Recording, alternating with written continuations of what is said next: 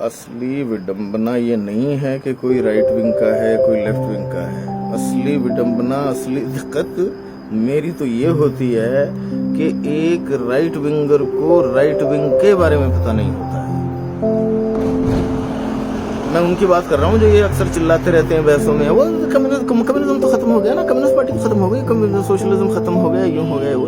मुझे तो एक बात बताओ भैया, तुम लोग पावर में हो और आज चुनाव हो रहे 2023 में, अब जब इलेक्शंस होने जा रहे हैं तो आप हमारे लेफ्ट के auto rickshaw drivers union, local bus drivers union, रेहड़ी पटरी पर दुकान लगाने वालों की यूनियन, चाय वालों की यूनियन, डेयरी कियोस्क्स वालों की यूनियन, सब्जी के ठेले लगाने वालों की यूनियन, इनके ऊपर से जो लाल झंडे लगे रहते हैं C2 के, एटक के, एटसेट्रा दूसरी यूनियंस के, उनके झंडे आज भी 2023 में भी आप क्यों लेके जाते हैं वहां से? क्यों वो हटाते हैं वहां से जबरदस्ती?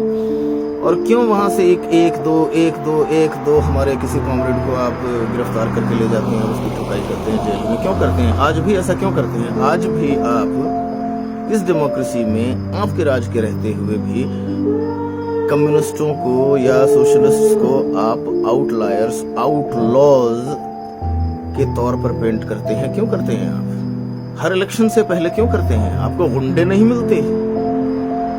आपको सोशो पॉलिटिकल एक्टिविस्ट्स मिलते हैं ये सब करने के लिए? तो खत्म हो गया ना, कम्युनिज्म खत्म हो गया, सोशलिज्म खत्म हो गया, ये सब खत्म हो गया, सब हो गया खत्म। अब किस बात का डर है आपका? लाल झंडे से क्यों फटती है आपकी? अभी भी क्यों फट रही? क्या चक्कर है? खत्म ही हो गया भाई। आपका डर जायज है, क्योंकि आप जानते हैं कि अगर वहां पर आप एक टेररिस्ट डर का माहौल नहीं पैदा करेंगे और लोग अगर एक्चुअल बहसें करने लगेंगे तो एक लेफ्ट का आदमी आपके 500 को आगे कर लेगा। ध्यान रखिएगा, पता है आपको, फुटपाथों पे, रोड्स पे वो आगे कर लेगा। 500 का मजमा इकट्ठा करने के लिए एक लेफ्ट का आदमी चाहिए जो कि जमीन पे काम कर चुका हो संगठनों में।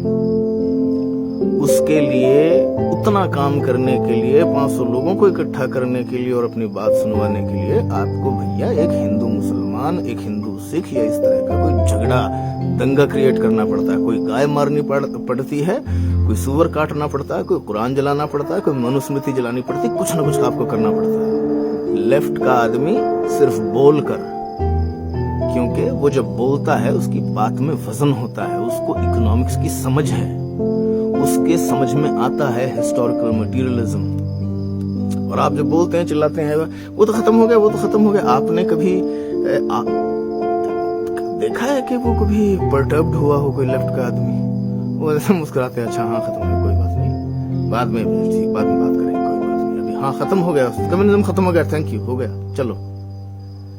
आपने कभी देखा उनको शोक सभा मना? आप तो मतलब यार शव यात्रा इस कम्युनिज्म की और जो है सोशलिज्म की शोक सभा सबसे ज्यादा आपने की है, राइट के लोगों ने। हम तो यार हाय कम्युनिज्म मर गया सा, हमने तो नहीं किया। हम तो बड़े सिक्योर हैं, क्योंकि हमें हिस्टोरिकल मटेरियलिस्ट प्रोसेस, हम हिस्टोरिकल मटेरियलिज्म को मानते हैं, डायलेक्टिकल मटेरियलिज्म को मानते हैं। हमें पता है कि ये चक्का किधर घूम रहा है, किधर जा रहा है। ये पॉलिटिकल पावर आज आपके पास है। हम चाहते हैं कि आप मैक्सिमम इसका जो है प्रयोग जनता के लिए, उसकी गुर्बत, उसकी अशिक्षा, उसकी जो है बेसिक चीजों को पूरा करने के लिए कर दें।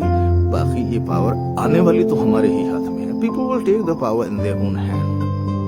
मैं मेरी बात या लेफ्ट की बात नहीं कर रहा हूं, पीपल विल, और रास्ता यही है। तो इसलिए enjoy it while you have it man. हमसे लड़ने झगड़ने की कोई जरूरत नहीं है, तो बनता ही नहीं है। अगर आपको socio economic process, historical materialistic process, scientific process समझ में आती है ऑफ हिस्ट्री, तो आपको पता होगा। नहीं है तो अब क्या आपके पास है भी तो नहीं ना, आइडियोलॉग्स में नहीं है। राइट विंग का एक आइडियोलॉग बताइए, चलिए होमवर्क। Thank you.